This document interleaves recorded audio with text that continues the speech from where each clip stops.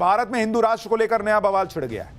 हिंदू राष्ट्र की बात करने वाले बागेश्वर बाबा पर कैसे मौलाना अरशद मदनी फायर हो गए, क्या चैलेंज दिया है उनको, सब लेकर आया हूं। क्योंकि बागेश्वर बाबा वो हैं जो हिंदुओं को जोड़ने की बात करते हैं, हिंदू राष्ट्र की बार बार बात करते हैं, और बाबा बागेश्वर खुलकर ये वार्निंग भी दे रहे हैं कि अगर हिंदू एक नहीं हुआ तो बांग्लादेश जैसी स्थिति भारत में देखने को मिल सकती है।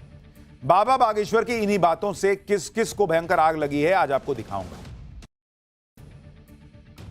सबसे पहले बांग्लादेश के हिंदुओं की बात करना जरूरी है, क्योंकि फिर से वहां पर हिंदुओं पर अटैक शुरू हो गए।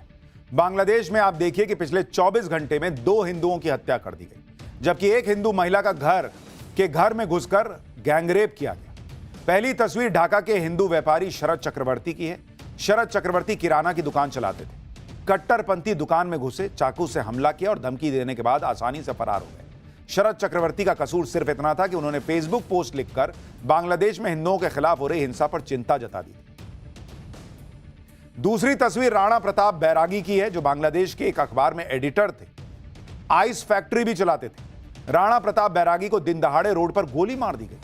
आरोप है कि राणा प्रताप बैरागी की हत्या इसलिए की गई क्योंकि उन्होंने हिंदुओं पर हो रही हिंसा की खबरें अखबार में लिखी। तीसरी तस्वीर बांग्लादेश के कालीगंज की है, जहां कट्टरपंथियों ने 44 साल की एक विधवा हिंदू महिला के घर में घुसकर गैंगरेप किया। गैंगरेप के बाद महिला की पेड़ से बांधकर पिटाई की गई और उसके बाल काट दिए गए। बांग्लादेश में हिंदुओं पर कट्टरपंथियों के ये हमले उसी पैटर्न का हिस्सा है जिसका शिकार हिंदू दीपू दास बने थे। दीपू दास की कट्टरपंथियों ने जिस तरह से घेर कर हत्या की थी, उसके बाद पूरे भारत में उबाल था। लेकिन दीपू दास की हत्या के बाद भी पिछले 18 दिनों में बांग्लादेश में 6 हिंदुओं की हत्या हो चुकी। किसी को ईश निंदा का झूठा आरोप लगाकर मार दिया गया, किसी पर देशद्रोह का झूठा आरोप लगाया गया, तो किसी की हिंदुओं पर हो रही हिंसा की बातें उठाने के लिए हत्या कर दी। 5 जनवरी को राणा प्रताप बैरागी की सिर पर गोली मारकर हत्या हुई। 5 जनवरी को ही शरद चक्रवर्ती नाम के व्यापारी की चाकू से गोदकर हत्या की गई। इससे पहले 3 जनवरी को खोकन चंद्र दास नाम के हिंदू पर हमला करने के बाद पेट्रोल डालकर आग लगा दी गई। 29 दिसंबर को ब्रजेंद्र बिस्वास नाम के हिंदू की गोली मारकर हत्या की गई। 24 दिसंबर को अमृत मंडल नाम के हिंदू की जबरन वसूली का आरोप लगाकर हत्या की गई। हिंदुओं की हत्या का यह सिलसिला 18 दिसंबर को शुरू हुआ, जब दीपू चंद्र दास की ईश निंदा के आरोप में हत्या की गई और चौराहे पर उसके शव को पेड़ से बांधकर जला दिया गया। हैरानी की बात यह है कि इन सभी मामलों में बांग्लादेश पुलिस ने अब तक कोई ठोस कार्रवाई नहीं की। ज्यादातर मामलों को सामान्य आपराधिक केस बताकर पल्ला झाड़ने की कोशिश हो रही, जिस पर बांग्लादेशी राइटर तस्लीमा नसरीन ने सवाल उठाए। ट्वीट किया है कि क्या बांग्लादेश में अब यह स्थिति हो चुकी है कि कोई भी मुस्लिम किसी भी हिंदू की जान ले सकता है क्या?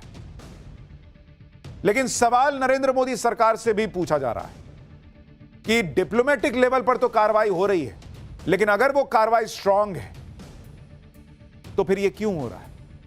और अगर कुछ और किया जा सकता है तो वो अब तक क्यों नहीं किया गया? क्यों बार बार हिंदू मारे जा रहे हैं? बांग्लादेश हिंदू बौद्ध क्रिश्चियन यूनिटी काउंसिल के आंकड़ों के मुताबिक अगस्त 2024 में हुए तख्ता पलट के बाद से बांग्लादेश में हिंदुओं के खिलाफ 3582 हिंसक घटनाएं दर्ज की गई। लेकिन आप जानकर हैरान हो जाएंगे कि इसमें सिर्फ 20 घटनाओं को बांग्लादेश पुलिस ने सांप्रदायिक हिंसा की कैटेगरी में रखा। इसमें हत्या, बलात्कार, गैंगरेप, कन्वर्जन, घर, दुकान, मंदिर जलाने से लेकर हिंदुओं से मारपीट और धमकाने की वारदातें शामिल हैं। बांग्लादेश में हिंदुओं के साथ जो हो रहा है उसी पर तो बाबा बागेश्वर वार्निंग दे रहे हैं कि अगर भारत में हिंदू एक नहीं हुआ तो यहां भी कुछ ऐसे हालात ना बन जाए। बाबा बागेश्वर हिंदू एकता की बात करते हैं, हिंदू राष्ट्र की बात करते हैं, और इससे कई लोग परेशान हो जाते हैं। एक तरफ बागेश्वर बाबा हैं जो हिंदुओं को एकजुट कर रहे हैं, हिंदुओं को उनकी एकता का मतलब समझा रहे हैं। दूसरी तरफ जमीयत उलमाए हिंद के अध्यक्ष मौलाना अरशद मदनी ने कह दिया है कि कौन माई का लाल है जो भारत को हिंदू राष्ट्र बना देगा। मौलाना अरशद मदनी ऐसी बातें कर रहे हैं जैसे पता नहीं मुसलमानों को मारने की बातें की जा रही। किसने कहा भाई कि मुसलमान मार दिए जाएंगे? मौलाना अरशद मदनी भले ही कुछ भी चैलेंज दे, बागेश्वर बाबा पहले भी 2 टूक कह चुके हैं कि भारत में जो सनातन का विरोध करेगा उसका बाइकआउट किया जाएगा। भारत में रहना है तो मनमानी नहीं चलेगी, कायदे में रहोगे तो फायदे में रहोगे। उन्होंने किसी को मारने की बात नहीं की, उन्होंने किसी के कन्वर्जन की बात नहीं की। बागेश्वर बाबा देश को मजबूत करने के लिए लगातार हिंदुओं को जगाने की मुहिम में जुटे हैं। वो किसी को काटने मारने की बात नहीं कह रहे। इसी वजह से वो सनातन विरोधी इकोसिस्टम के निशाने पर भी रहते हैं।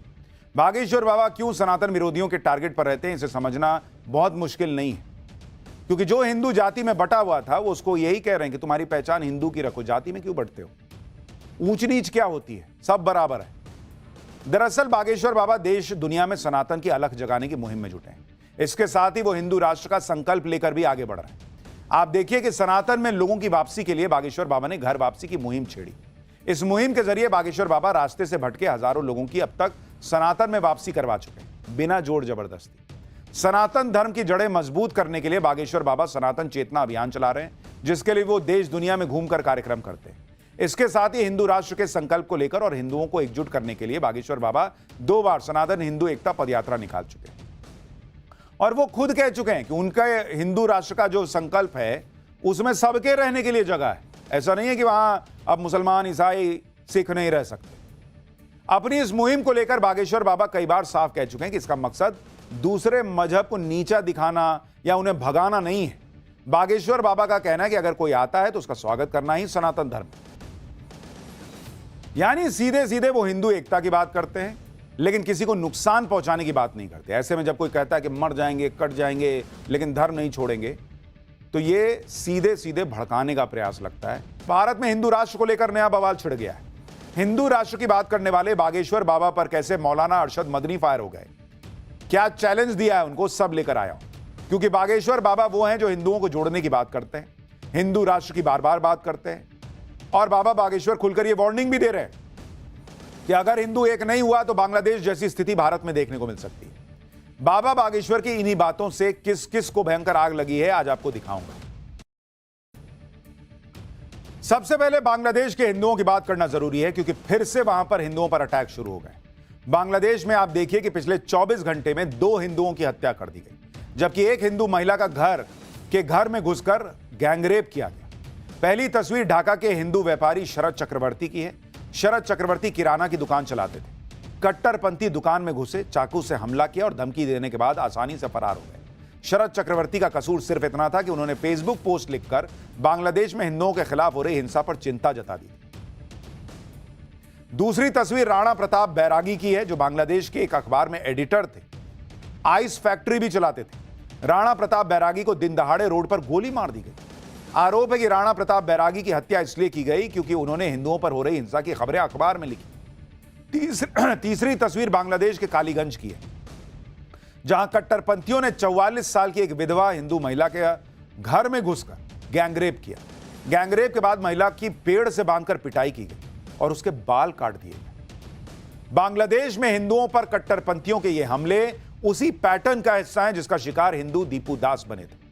दीपू दास की कट्टरपंथियों ने जिस तरह से घेर कर हत्या की थी, उसके बाद पूरे भारत में उबाल था। लेकिन दीपू दास की हत्या के बाद भी पिछले 18 दिनों में बांग्लादेश में 6 हिंदुओं की हत्या हो चुकी है। किसी को ईश निंदा का झूठा आरोप लगाकर मार दिया गया, किसी पर देशद्रोह का झूठा आरोप लगाया गया, तो किसी की हिंदुओं पर हो रही हिंसा की बातें उठाने के लिए हत्या कर दी। 5 जनवरी को राणा प्रताप बैरागी की सिर पर गोली मारकर हत्या हुई।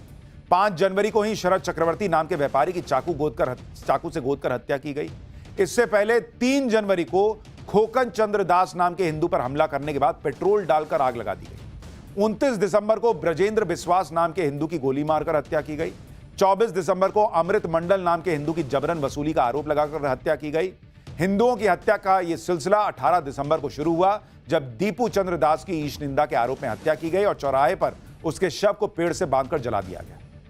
हैरानी की बात यह है कि इन सभी मामलों में बांग्लादेश पुलिस ने अब तक कोई ठोस कार्रवाई नहीं की। ज्यादातर मामलों को सामान्य आपराधिक केस बताकर पल्ला झाड़ने की कोशिश हो रही, जिस पर बांग्लादेशी राइटर तस्लीमा नसरीन ने सवाल उठाए। ट्वीट किया है कि क्या बांग्लादेश में अब यह स्थिति हो चुकी है कि कोई भी मुस्लिम किसी भी हिंदू की जान ले सकता है क्या? लेकिन सवाल नरेंद्र मोदी सरकार से भी पूछा जा रहा है कि डिप्लोमेटिक लेवल पर तो कार्रवाई हो रही है, लेकिन अगर वो कार्रवाई स्ट्रांग है तो फिर ये क्यों हो रहा है? और अगर कुछ और किया जा सकता है तो वो अब तक क्यों नहीं किया गया? क्यों बार बार हिंदू मारे जा रहे हैं? बांग्लादेश हिंदू बौद्ध क्रिश्चियन यूनिटी काउंसिल के आंकड़ों के मुताबिक अगस्त 2024 में हुए तख्ता पलट के बाद से बांग्लादेश में हिंदुओं के खिलाफ 3582 हिंसक घटनाएं दर्ज की गई। लेकिन आप जानकर हैरान हो जाएंगे कि इसमें सिर्फ 20 घटनाओं को बांग्लादेश पुलिस ने सांप्रदायिक हिंसा की कैटेगरी में रखा।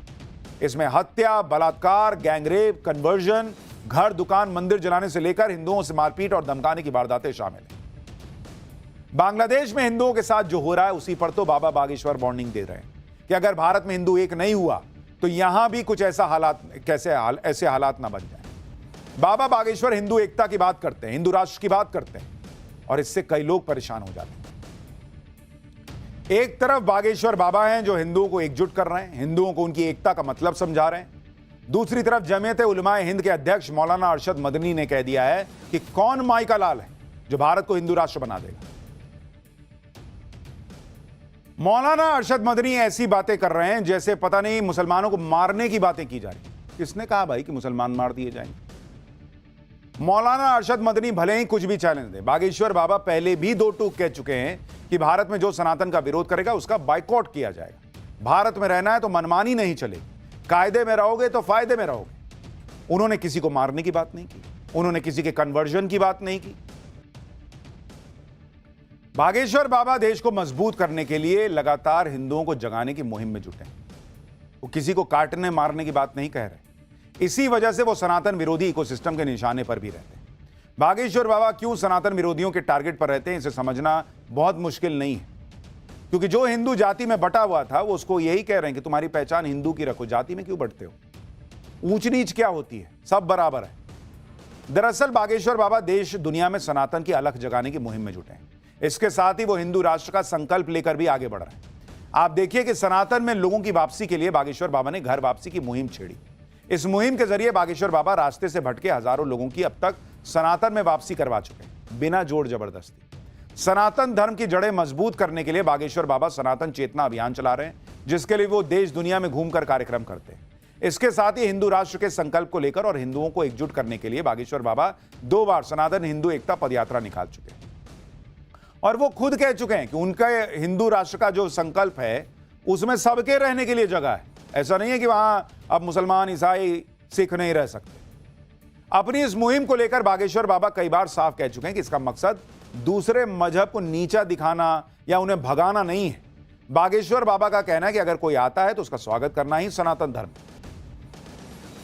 यानी सीधे सीधे वो हिंदू एकता की बात करते हैं, लेकिन किसी को नुकसान पहुंचाने की बात नहीं करते। ऐसे में जब कोई कहता है कि मर जाएंगे, कट जाएंगे, लेकिन धर्म नहीं छोड़ेंगे, तो ये सीधे सीधे भड़काने का प्रयास लगता है।